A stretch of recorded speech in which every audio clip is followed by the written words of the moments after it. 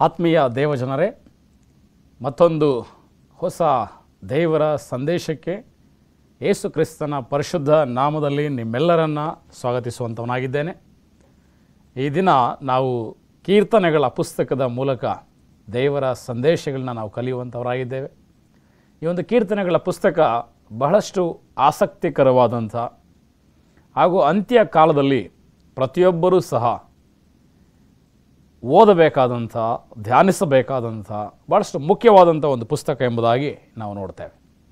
ಈ ಒಂದು ಕೀರ್ತನೆಗಳ ಪುಸ್ತಕವನ್ನು ನಾವು ಕಲಿಯುವ ಹಾಗೆ ಒಂದು ಚಿಕ್ಕ ಪ್ರಾರ್ಥನೆಯನ್ನು ನಾವು ಮಾಡಿಕೊಳ್ಳೋಣ. ಕಣ್ಣುಗಳನ್ನ ಮುಚ್ಚಿ ಪ್ರಾರ್ಥಿಸೋಣ.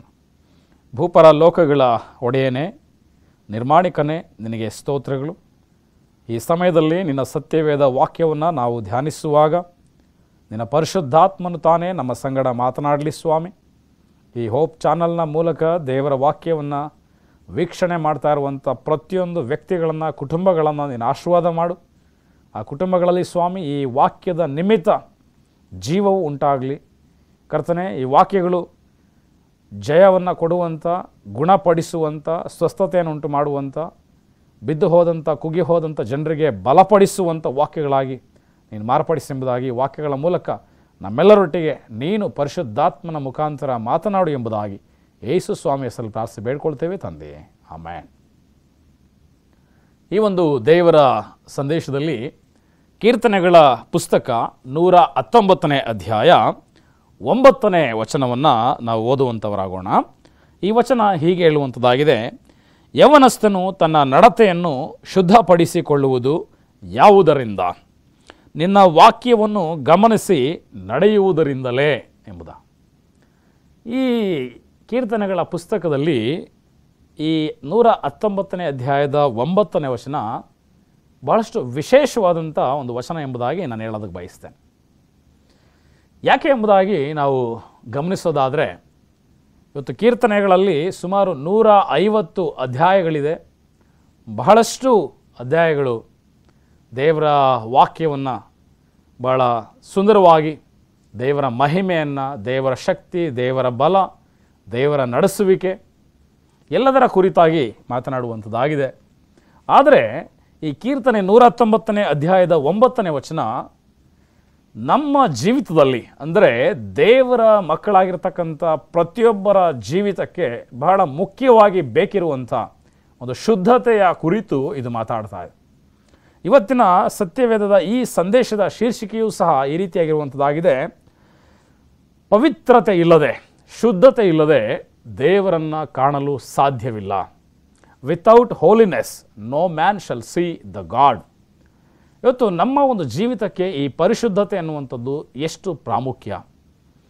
ಪಾಪವಿಲ್ಲದ ಆ ಒಂದು ಪರಲೋಕಕ್ಕೆ ನಾವು ಪ್ರಯಾಣಿಸುವಾಗ, ಪಾಪರಹಿತ ಪರಲೋಕವನ್ನು ಸೇರುವಂಥ ಒಂದು ಗುರಿಯನ್ನು, ಒಂದು ಉದ್ದೇಶವನ್ನು ಇಟ್ಟು ನಾವು ಇಹಲೋಕದಲ್ಲಿ ಜೀವಿಸುವಾಗ ನಮ್ಮ ಜೀವಿತವೂ ಸಹ ಪಾಪರಹಿತವಾಗಿರಬೇಕೆಂಬುದಾಗಿ ದೇವರು ಬಯಸುವಂಥವನಾಗಿದ್ದಾನೆ. ಇವತ್ತು ನಾವು ಈ ಲೋಕದ ಪಾಪಗಳಿಂದ ನಾವು ತುಂಬಿದವರಾಗಿ, ಪಾಪ ಸಹಿತರಾಗಿ ಜೀವಿಸಿ, ಪಾಪದ ಜೀವಿತವನ್ನು ಈ ಲೋಕದಲ್ಲಿ ನಡೆಸಿ ಪರಿಶುದ್ಧ ಪಟ್ಟಣವನ್ನು ಸೇರಬೇಕೆಂಬುದಾಗಿ ನಾವು ಬಯಸೋದಾದರೆ ಅದು ಅಸಾಧ್ಯ ಪ್ರೇರಣೆ.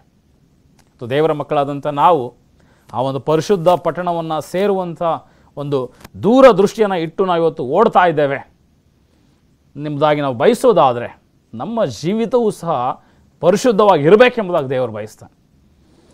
ಸತ್ಯವೇದದಲ್ಲಿ ಒಂದು ವಚನ ಈ ರೀತಿಯಾಗಿ ತಿಳಿಸುವಂಥದ್ದಾಗಿದೆ. ಪ್ರಕಟಣೆ ಪುಸ್ತಕ 22ನೇ ಅಧ್ಯಾಯ 11ನೇ ವಚನವನ್ನು ನಾವು ಓದಿಕೊಳ್ಳೋಣ. ಅನ್ಯಾಯ ಮಾಡುವವನು ಇನ್ನೂ ಅನ್ಯಾಯ ಮಾಡಲಿ, ಮೈಲಿಗೆಯಾದವನು ತನ್ನನ್ನು ಇನ್ನೂ ಮೈಲಿಗೆ ಮಾಡಿಕೊಳ್ಳಲಿ, ನೀತಿವಂತನು ಇನ್ನೂ ನೀತಿಯನ್ನು ಅನುಸರಿಸಲಿ, ಪವಿತ್ರನು ತನ್ನನ್ನು ಇನ್ನೂ ಪವಿತ್ರ ಮಾಡಿಕೊಳ್ಳಲಿ. ಈಗೋ ಬೇಗ ಬರುತ್ತೇನೆ, ನಾನು ಪ್ರತಿಯೊಬ್ಬನಿಗೆ ಅವನವನ ನಡತೆಯ ಪ್ರಕಾರ ಕೊಡತಕ್ಕ ಪ್ರತಿಫಲವು ನನ್ನ ಕೈಯಲ್ಲಿ ಅದೇ. ಇಲ್ಲಿ ಸ್ವಾಮಿ ಅಂತ್ಯಕಾಲದಲ್ಲಿ ಕಟ್ಟ ಕಡೆಗೆ ಪ್ರಕಟಣೆ ಪುಸ್ತಕದ 22ನೇ ಕೊನೆಯ ಅಧ್ಯಾಯದ 11ನೇ ವಚನದಲ್ಲಿ ಹೇಳ್ತಾ ಇದ್ದಾರೆ, ಪವಿತ್ರನು ತನ್ನನ್ನು ಇನ್ನೂ ಪವಿತ್ರ ಮಾಡಿಕೊಳ್ಳಲಿ. ಇವತ್ತು ನಮ್ಮ ಜೀವಿತ ಪರಿಶುದ್ಧತೆಯಲ್ಲಿ ನಾವು ನಡೆಸ್ತಾ ಇದ್ದೀವಿ. ನಮ್ಮ ಜೀವಿತ ಪರಿಶುದ್ಧತೆಯಲ್ಲಿ ಸಾಗ್ತಾ ಇದೆ. ನಾವು ಪವಿತ್ರರಾಗಿ ದೇವರ ಸನ್ನಿಧಿಯಲ್ಲಿ ನಾವು ಜೀವನವನ್ನು ನಡೆಸ್ತಾ ಇದ್ದೀವಿ ಎಂಬುದಾಗಿ ನಾವು ಹೇಳೋದಾದರೆ ವಾಕ್ಯ ನಮಗೆ ಹೇಳುವಂಥ ಒಂದು ಎಚ್ಚರಿಕೆಯ ಮಾತು, ಇನ್ನೂ ಪವಿತ್ರತೆ ಬೇಕಾಗುವಂಥದ್ದಾಗಿದೆ. ನಾವು ಪರಿಶುದ್ಧತೆಯಲ್ಲಿ ಜೀವಿಸ್ತಾ ಇರುವುದಾದರೆ ಆ ಪರಿಶುದ್ಧತೆ ಸಾಕಾಗ್ತಾ ಇಲ್ಲ, ಇನ್ನೂ ಪರಿಶುದ್ಧತೆಯನ್ನು ನಾವು ಹೊಂದಿಕೊಳ್ಬೇಕಾಗಿದೆ. ಸೊ ಈ ಒಂದು ಪರಿಶುದ್ಧತೆಯನ್ನು ನಾವು ಹೊಂದಿಕೊಳ್ತಕ್ಕಂಥದ್ದು ಎಷ್ಟು ಮುಖ್ಯ, ಹಾಗೂ ಹೇಗೆ ಈ ಪರಿಶುದ್ಧತೆಯನ್ನು ನಾವು ಹೊಂದ್ಕೊಳ್ಬೋದು. ಇವತ್ತು ದೇವರ ಮಕ್ಕಳಾದಂಥ ನಮಗೆ ಸತ್ಯವೇದ ಈ ಒಂದು ನಿಟ್ಟಿನಲ್ಲಿ ನಮ್ಮನ್ನು ಮುನ್ನಡೆಸುವಂಥದ್ದಾಗಿದೆ. ಈ ದೇವರ ಪರಿಶುದ್ಧತೆಯನ್ನು ಹೊಂದಿಕೊಳ್ತಕ್ಕಂಥದ್ದು ಯಾಕೆ ಪ್ರಾಮುಖ್ಯ? ಒಂದು ವೇಳೆ ನಮ್ಮಲ್ಲಿ ಪರಿಶುದ್ಧತೆ ಇಲ್ಲದೇ ಇದ್ದರೆ ಏನಾಗ್ತದೆ? ನಾವು ಪರಿಶುದ್ಧರಾಗಿ ಜೀವಿಸದೇ ಇದ್ದರೆ ನಮ್ಮ ಗತಿ ಏನು? ಒಂದು ವಚನವನ್ನು ನಾವು ಓದೋಣ ಪ್ರಿಯರೇ. ಇಬ್ರಿಯರಿಗೆ ಬರೆದ ಪತ್ರಿಕೆ 12ನೇ ಅಧ್ಯಾಯ 14ನೇ ವಚನ. ಇಬ್ರಿಯರಿಗೆ ಬರೆದ ಪತ್ರಿಕೆ 12ನೇ ಅಧ್ಯಾಯ 14ನೇ ವಚನ. ಎಲ್ಲರ ಸಂಗಡ ಸಮಾಧಾನದಿಂದಿರುವುದಕ್ಕೂ ಪರಿಶುದ್ಧತೆಯನ್ನು ಹೊಂದುವುದಕ್ಕೂ ಪ್ರಯತ್ನ ಮಾಡಿರಿ. ಪರಿಶುದ್ಧತೆ ಇಲ್ಲದೆ ಯಾವನು ಕರ್ತನನ್ನು ಕಾಣುವುದಿಲ್ಲ. ನಾವು ಚೆನ್ನಾಗಿ ನೆನಪಿಟ್ಕೊಳ್ಬೇಕು, ಪರಿಶುದ್ಧತೆ ಇಲ್ಲದೆ ನಾವು ಕರ್ತನನ್ನು ಕಾಣುವಂಥದ್ದು ಅಸಾಧ್ಯ ಎಂಬುದ ವಾಕ್ಯ ತಿಳಿಸ್ತಾ ಇದೆ. ಯಾಕಂತ ಹೇಳಿದರೆ ಇವತ್ತಿನ ಪಾಪದ ಲೋಕದಲ್ಲಿ, ಈ ಕಲುಷಿತವಾದಂಥ ಮಲಿನವಾದಂಥ ಜಗತ್ತಿನಲ್ಲಿ ನಾವು ಜೀವಿಸ್ತಾ ಇದ್ದೇವೆ. ಅನೇಕ ಸಂದರ್ಭಗಳಲ್ಲಿ ಪಾಪದ ಆಲೋಚನೆಗಳು, ಪಾಪದ ಮಾತುಗಳು, ಪಾಪದ ನಡೆ ನುಡಿ ಭಾವಗಳು ನಮ್ಮಲ್ಲಿ ಬರುವಂಥದ್ದಾಗಿದೆ. ಆದರೆ ಈ ಪಾಪದ ಸ್ವಭಾವಗಳಿಂದ ನಾವು ದೇವರನ್ನ ನೋಡಲಿಕ್ಕೆ ಸಾಧ್ಯ ಇಲ್ಲ. ಒಂದು ಸಾರಿ ಮೋಶೆ ಹೋರೇಬ್ ಬೆಟ್ಟದಲ್ಲಿ ಸ್ವಾಮಿ ಹತ್ರ ಒಂದು ಬೇಡಿಕೆಯನ್ನು ಇಡ್ತಾನೆ. ಸ್ವಾಮಿ, ನಾನು ನಿನ್ನ ಮುಖವನ್ನು ದರ್ಶನ ಮಾಡಬೇಕು, ನಿನ್ನನ್ನು ನೋಡಬೇಕು. ಬಹಳ ಶ್ರೇಷ್ಠ ನಾಯಕನಾದಂಥ ಮೋಶೆ, ದೇವರ ಒಂದು ಸಾತ್ವಿಕತೆಯ ಗುಣದಿಂದ ತುಂಬಿದಂಥ ಒಬ್ಬ ವ್ಯಕ್ತಿ. ಅಂಥ ಒಂದು ಸಾತ್ವಿಕ ವ್ಯಕ್ತಿ ಭೂಮಿಯಲ್ಲಿ ಎಲ್ಲೂ ಇರುವುದಿಲ್ಲ ಎಂಬುದಾಗಿ ಸ್ವಾಮಿ ಆ ಮೋಶೆಯ ಬಗ್ಗೆ ಸಾಕ್ಷಿ ಕೊಟ್ಟಂಥ ಒಬ್ಬ ವ್ಯಕ್ತಿ. ಇಂಥ ಒಬ್ಬ ವ್ಯಕ್ತಿ ಬಹಳಷ್ಟು ತಾಳ್ಮೆಯನ್ನು ಹೊಂದಿದಂಥವನು.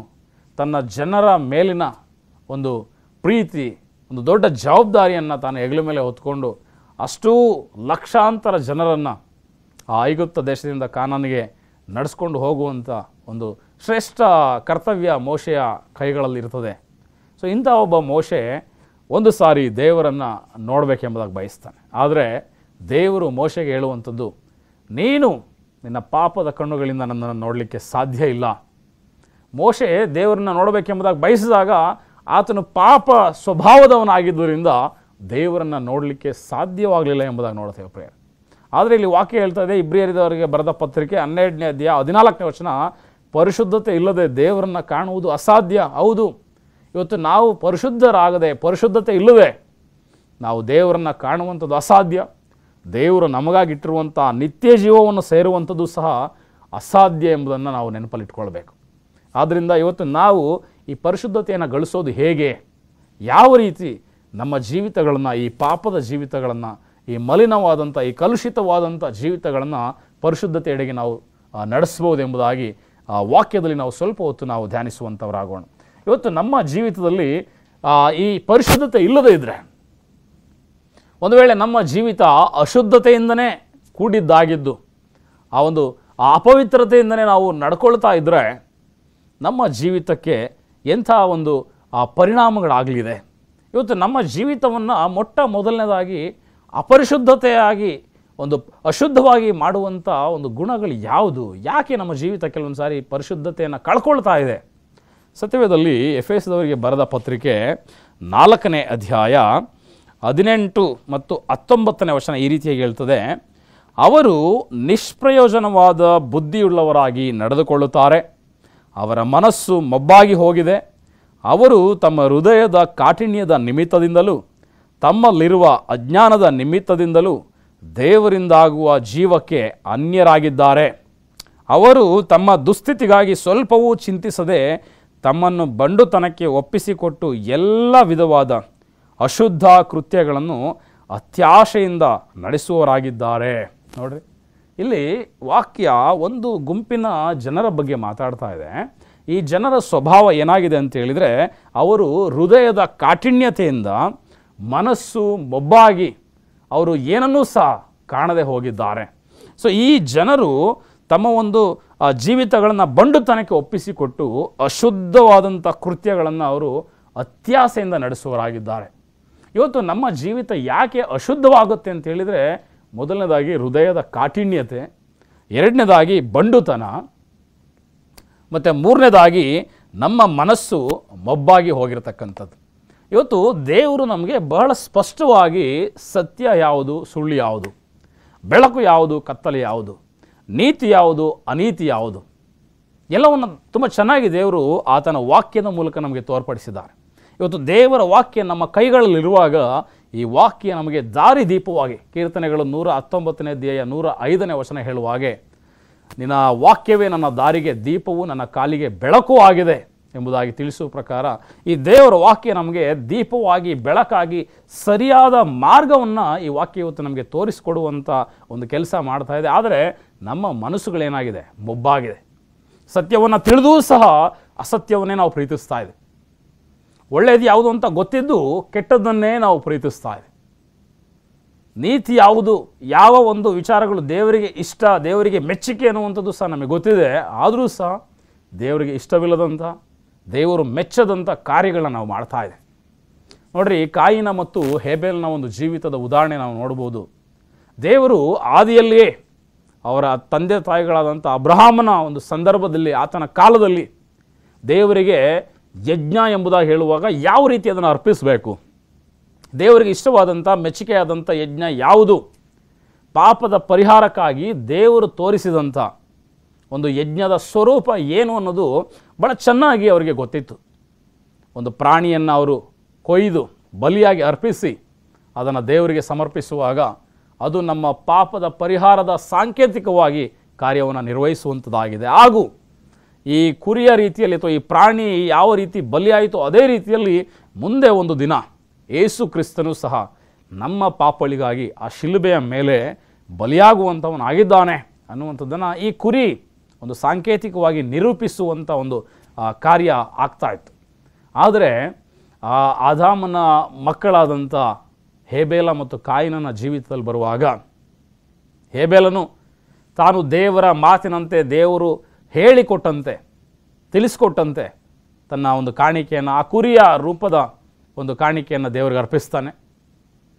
ಆದರೆ ಕಾಯಿನನ ಜೀವಿತದಲ್ಲಿ ಬರುವಾಗ ಆತನಿಗೆ ಗೊತ್ತಿದೆ, ನಾನು ಮಾಡ್ತಾ ಇರುವಂಥದ್ದು ತಪ್ಪು, ನಾನು ಕುರಿಯನ್ನೇ ದೇವರಿಗೆ ಬಲಿಯಾಗಿ ಅರ್ಪಿಸಬೇಕು, ರಕ್ತ ಸುರಿಸಬೇಕು. ಯಾಕಂದರೆ ರಕ್ತಧಾರೆ ಇಲ್ಲದೆ ಪಾಪ ಪರಿಹಾರ ಇಲ್ಲ ಎಂಬುದು ವಾಕ್ಯ ಹೇಳ್ತದೆ. ನಾನು ಈಗ ಈ ಕುರಿಯ ರಕ್ತವನ್ನು ಸುರಿಸುವುದಾದರೆ ಯೇಸು ಕ್ರಿಸ್ತನು ಸಹ ಮುಂದೆ ಭವಿಷ್ಯದಲ್ಲಿ ತನ್ನ ಸ್ವಂತ ರಕ್ತವನ್ನು ಸುರಿಸುವುದರ ಮೂಲಕ ನನ್ನ ಪಾಪಗಳನ್ನ ನಿವಾರಿಸುವಂಥವನಾಗಿದ್ದಾನೆ. ನನಗೋಸ್ಕರ ಆ ಕಲ್ವಾರಿ ಕ್ರೂಜೆಯನ್ನು ಆತನು ತಾಳ್ಕೊಳ್ತಾನೆ ಎಂಬುದಾಗಿ ಕಾಯಿನನಿಗೆ ಭಾಳ ಚೆನ್ನಾಗಿ ಗೊತ್ತಿದೆ. ಆದರೂ ಸಹ ಅವನಲ್ಲಿದ್ದಂಥದ್ದೇನು, ಮನಸ್ಸು ಮೊಬ್ಬಾಗೋಗಿದೆ. ಅವನ ಹೃದಯದ ಕಾಠಿಣ್ಯತೆ, ಆತನಲ್ಲಿರುವಂಥ ಅಜ್ಞಾನದ ನಿಮಿತ್ತ ಅವನೇನು ಮಾಡ್ತಾ ಇದ್ದಾನೆ, ದೇವರ ಸತ್ಯದಲ್ಲಿ ಆತನು ನಡೆಯೋದನ್ನು ಬಿಟ್ಟು ಅಸತ್ಯದಲ್ಲಿ ಹೋಗ್ತಾ ಇದ್ದಾನೆ. ದೇವರು ಆತನನ್ನು, ಆತನ ಕಾಣಿಕೆಯನ್ನು ಮೆಚ್ಚಲಿಲ್ಲ ಎಂಬುದು ವಾಕ್ಯ ಭಾಳ ಸ್ಪಷ್ಟವಾಗಿ ಹೇಳ್ತಾ ಇದೆ. ಪ್ರಿಯ, ಇವತ್ತು ನಮಗೆ ಸರಿಯಾದದ್ದು ಯಾವುದು, ಸತ್ಯವಾದದ್ದು ಯಾವುದು, ನ್ಯಾಯವಾದದ್ದು ಯಾವುದು, ನೀತಿಯುಳ್ಳದು ಯಾವುದು, ಇದೆಲ್ಲವೂ ಚೆನ್ನಾಗಿ ಗೊತ್ತಿದೆ. ಇದನ್ನು ತಿಳಿದೂ ಸಹ ನಾವು ತಪ್ಪು ಮಾಡ್ತಾ ಇದ್ದೀವಿ ಅಂತ ಹೇಳಿದರೆ ನಮ್ಮ ಜೀವಿತ ಅಶುದ್ಧವಾಗ್ತಾ ಇದೆ, ನಮ್ಮ ಜೀವಿತ ಅಪವಿತ್ರವಾಗ್ತಾ ಇದೆ. ಇವತ್ತು ದೇವರು ನಮಗೆ ಜ್ಞಾನವನ್ನು ಕೊಟ್ಟಿದ್ದಾರೆ, ತಿಳುವಳಿಕೆ ಕೊಟ್ಟಿದ್ದಾರೆ, ಎಲ್ಲ ವಿಧವಾದಂಥ ಬುದ್ಧಿ ನಮಗಿದೆ. ನಾವು ಸುಳ್ಳು ಹೇಳ್ತಕ್ಕಂಥದ್ದು ತಪ್ಪು ಚೆನ್ನಾಗಿ ಗೊತ್ತಿದೆ, ನಮಗೆ ಕಳ್ಳತನ ಮಾಡುವಂಥದ್ದು ತಪ್ಪು ಚೆನ್ನಾಗಿ ಗೊತ್ತಿದೆ, ಸಬ್ಬತ್ ದಿನದಲ್ಲಿ ನಮ್ಮ ಸ್ವಕಾರ್ಯಗಳನ್ನ ಮಾಡುವಂಥದ್ದು ತಪ್ಪು ಚೆನ್ನಾಗಿ ಗೊತ್ತಿದೆ, ತಂದೆ ತಾಯಿಗಳನ್ನ ಸನ್ಮಾನಿಸದೇ ಇರುವಂಥದ್ದು ತಪ್ಪು ಭಾಳ ಚೆನ್ನಾಗಿ ನಮಗೆ ಗೊತ್ತಿದೆ, ಇನ್ನೊಬ್ಬರ ವಸ್ತುಗಳನ್ನು ಆಶಿಸದೇ ಇರಬೇಕು, ಆಶಿಸುವಂಥದ್ದು ತಪ್ಪು ಅನ್ನೋದು ನಮಗೆ ಗೊತ್ತಿದೆ, ವ್ಯಭಿಚಾರ ಮಾಡುವಂಥದ್ದು ತಪ್ಪು, ದೇವರ ಹೆಸರನ್ನು ಅಯೋಗ್ಯ ಕಾರ್ಯಕ್ಕಾಗಿ ಎತ್ತುವಂಥದ್ದು ತಪ್ಪು, ಮೂರ್ತಿ ಪೂಜೆ ಮಾಡುವಂಥದ್ದು ತಪ್ಪು. ಇದೆಲ್ಲವೂ ಸಹ ನಮಗೆ ಭಾಳ ಚೆನ್ನಾಗಿ ಗೊತ್ತಿದೆ. ಆದಾಗ್ಯೂ ನಮ್ಮ ಹೃದಯದ ಕಾಠಿಣ್ಯತೆಯಿಂದ, ಕಠಿಣವಾದ ಹೃದಯಗಳಿಂದ ನಾವು ಈ ದೇವರ ಆಜ್ಞೆಗಳನ್ನ ಮೀರ್ತಾ ಇದೆ. ಭಾಳ ಸುಲಭವಾಗಿ ನಮ್ಮ ಬಾಯಿಗಳಿಂದ ಸುಳ್ಳು ಬರ್ತಾ ಇದೆ. ಭಾಳ ಸುಲಭವಾಗಿ ಇನ್ನೊಬ್ಬರ ವಸ್ತುಗಳನ್ನು, ಇನ್ನೊಬ್ಬರ ವಿಚಾರಗಳನ್ನು ನಾವು ಆಶಿಸ್ತಾ ಇದ್ದೇವೆ. ಭಾಳ ಸುಲಭವಾಗಿ ಸಬ್ಬತ್ತಿನ ಆಜ್ಞೆಯನ್ನು ಮೀರಿ ನಮ್ಮ ಸ್ವಕಾರ್ಯಗಳಲ್ಲಿ ನಾವು ನಿರತರಾಗ್ತಾ ಇದ್ದೇವೆ. ಇಂಥ ಒಂದು ಕಾರ್ಯಗಳು, ಇಂಥ ಒಂದು ಪಾಪಗಳು ನಮ್ಮ ಜೀವಿತವನ್ನು ಅಶುದ್ಧ ಮಾಡ್ತಾ ಇದೆ. ಪ್ರಿಯ, ಒಂದು ವಚನವನ್ನು ನಾವು ಓದೋಣ. ಎಫೆಸದವರಿಗೆ ಬರೆದ ಪತ್ರಿಕೆ 5ನೇ ಅಧ್ಯಾಯ 3ರಿಂದ 6 ವಚನಗಳು ಭಾಳ ಚೆನ್ನಾಗಿದೆ ನೋಡ್ರಿ. ಜಾರತ್ವ, ಯಾವ ವಿಧವಾದ ಬಂಡುತನ, ದ್ರವ್ಯಾಶೆ ಇವುಗಳ ಸುದ್ದಿಯಾದರೂ ನಿಮ್ಮಲ್ಲಿ ಇರಬಾರದು. ಇವುಗಳಿಗೆ ದೂರವಾಗಿರುವುದೇ ದೇವ ಜನರಿಗೆ ಯೋಗ್ಯವಾದುದು. ಹೊಲಸು ಮಾತು, ಹುಚ್ಚು ಮಾತು, ಕುಚೋದ್ಯ ಮಾತು ಇವು ಬೇಡ, ಅಯುಕ್ತವಾಗಿವೆ. ಇವುಗಳನ್ನು ಬಿಟ್ಟು ದೇವರಿಗೆ ಉಪಕಾರ ಸ್ತುತಿ ಮಾಡುವುದು ಉತ್ತಮ. ಜಾರರು, ದುರಾಚಾರಿಗಳು, ವಿಗ್ರಹಾರಾಧಕರಂತಿರುವ ಲೋಭಿಗಳು ಇವರಲ್ಲಿ ಒಬ್ಬರಿಗಾದರೂ ಕ್ರಿಸ್ತನ ಮತ್ತು ದೇವರ ರಾಜ್ಯದಲ್ಲಿ ಬಾಧ್ಯತೆ ಇಲ್ಲವೇ ಇಲ್ಲವೆಂದು ನೀವು ಚೆನ್ನಾಗಿ ಬಲ್ಲಿರಲ್ಲವೇ. ಈ ವಚನವನ್ನು ತುಂಬ ಗಂಭೀರವಾಗಿ ನಾವು ಇವತ್ತು ಪರಿಗಣಿಸಬೇಕಾಗಿದೆ. ಯಾಕಂತ ಹೇಳಿದರೆ ಈ ಒಂದು ಗುಣಗಳಿರುವಂಥ ಒಬ್ಬರೂ ಸಹ ದೇವರ ರಾಜ್ಯದಲ್ಲಿ ಬಾಧ್ಯತೆಯನ್ನು ಹೊಂದೋದಿಲ್ಲ ಎಂಬುದಾಗಿ ವಾಕ್ಯ ಭಾಳ ಕಠಿಣವಾಗಿ ಹೇಳ್ತಾ ಇದೆ ಪ್ರಿಯ. ಆ ಗುಣಗಳು ಯಾವುದು? ಮತ್ತೊಂದು ಸಾರಿ ನೋಡೋಣ. ಜಾರತ್ವ. ಇವತ್ತು ಜಾರತ್ವ ಅನ್ನುವಂಥದ್ದು ಒಂದು ಪಾಪದ ಒಂದು ಕೆಟ್ಟ ಗುಣ. ಆ ಒಂದು ಕೆಟ್ಟ ಗುಣ ಇರ್ತಕ್ಕಂಥ ಈ ಒಂದು ಜೀವಿತ ದೇವರ ರಾಜ್ಯಕ್ಕೆ ಬಾಧ್ಯವಾಗುವುದಿಲ್ಲ ಪ್ರಿಯರೇ. ಬಂಡುತನ, ದ್ರವ್ಯಾಶೆ, ಒಂದು ಬಂಡರಾಗಿ ಜೀವಿಸುವಂಥದ್ದು, ಒಂದು ದ್ರವ್ಯದ ಆಶೆಯನ್ನು ಹೊಂದಿರತಕ್ಕಂಥದ್ದು. ಇವತ್ತು ಸ್ವಾಮಿ ದ್ರವ್ಯದ ಕುರಿತಾಗಿ ಬಹಳಷ್ಟು ಚೆನ್ನಾಗಿ ನಮಗೆ ವಾಕ್ಯದಲ್ಲಿ ಮಾರ್ಗದರ್ಶನ ಕೊಡ್ತಾ ಇದ್ದಾರೆ. ನಾವು ಆ ಹೊತ್ತಿನ ಕಾಟ ಆವತ್ತಿಗೆ ಸಾಕು, ನಾಳಿನ ಕುರಿತಾಗಿ ಚಿಂತಿಸಬೇಡ್ರಿ. ಪರಲೋಕದಲ್ಲಿ ಗಂಟು ಮಾಡಿಟ್ಕೊಳ್ರಿ, ಆದರೆ ಈ ಲೋಕದ ಗಂಟು ಬೇಡ. ಹಣದ ಆಶೆಯು ಸಕಲ ವಿಧವಾದಂಥ ಕೆಟ್ಟತನಕ್ಕೆ ಅದು ಮೂಲವಾಗಿದೆ ಎಂಬುದಾಗಿ ಅನೇಕ ಒಂದು ವಾಕ್ಯಗಳಲ್ಲಿ ಈ ದ್ರವ್ಯಾಶದ ಕುರಿತಾಗಿ ನಾವು ನೋಡುವಂಥವರಾಗಿದ್ದೇವೆ ಪ್ರಿಯ.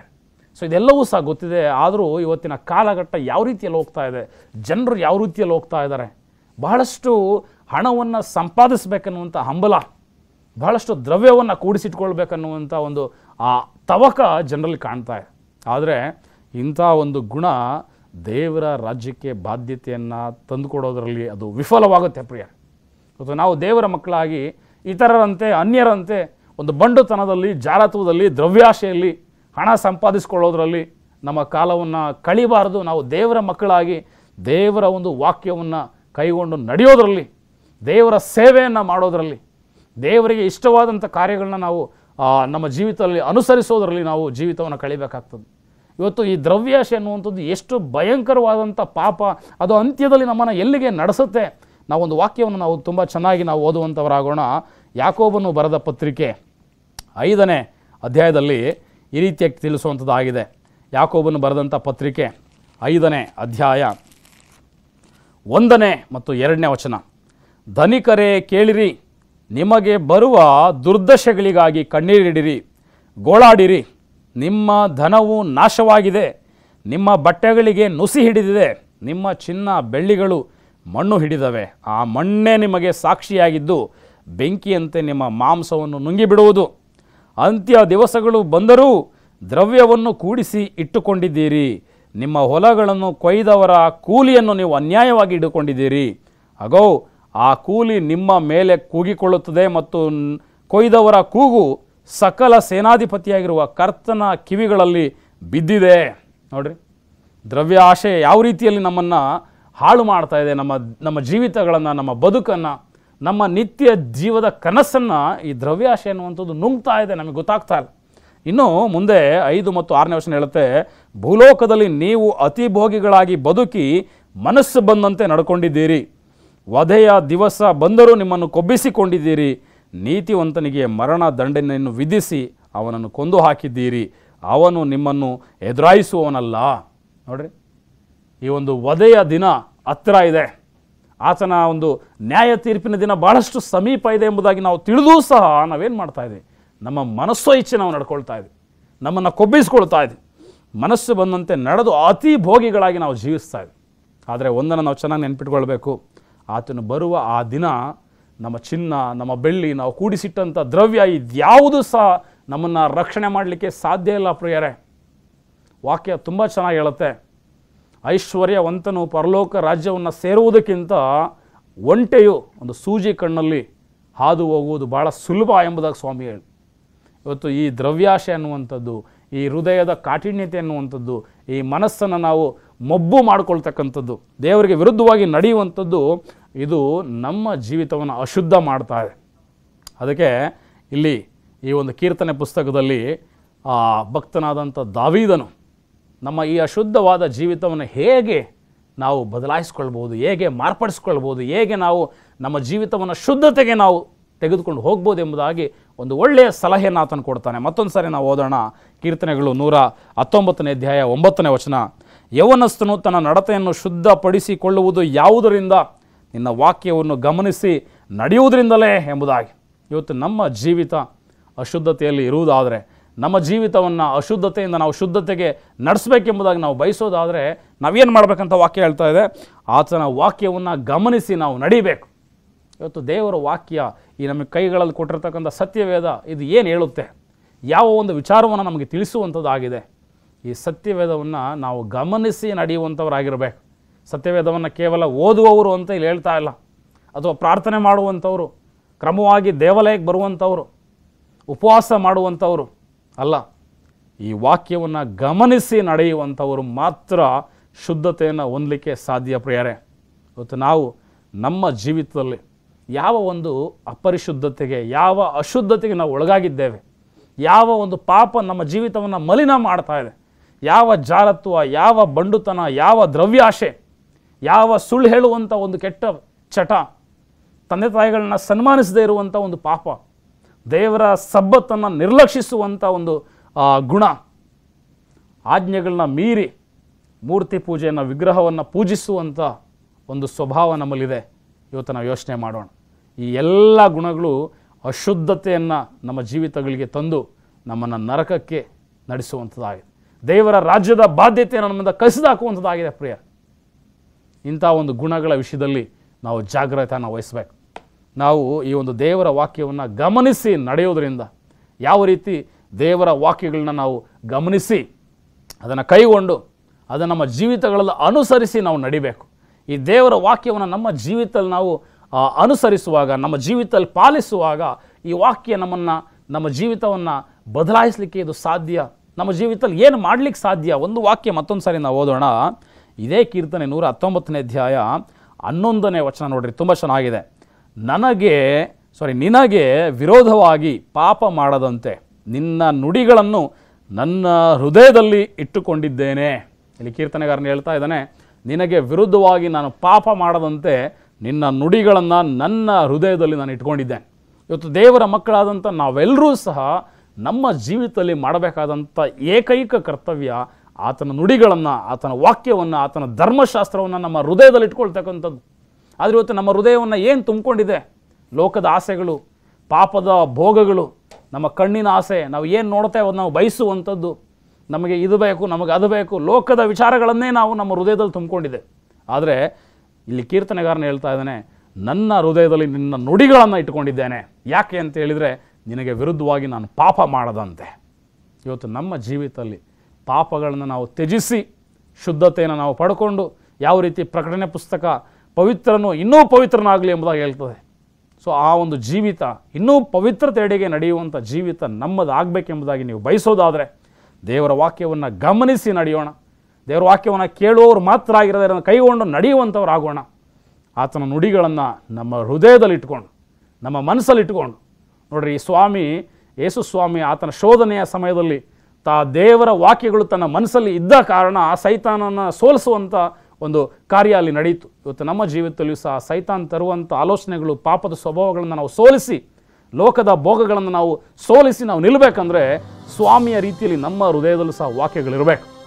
ಆ ಒಂದು ನಿಟ್ಟಿನಲ್ಲಿ ಇವತ್ತು ನಾವು ಜೀವಿಸೋದಾದರೆ ದೇವರು ತಾನೇ ಹೇರಳವಾದಂಥ ಆಶೀರ್ವಾದವನ್ನು ಕೊಟ್ಟು ಪರಲೋಕದ ಬಾಧ್ಯತೆ ನಮಗೆ ಒದಗಿಸ್ತಾನೆ ಎಂಬುದಾಗಿ ಹೇಳ್ತಾ ವಾಕ್ಯವನ್ನು ಮುಗಿಸ್ತೇನೆ. ದೇವರು ನಿಮ್ಮನ್ನು ಆಶೀರ್ವದಿಸಲಿ. ಆಮೆನ್.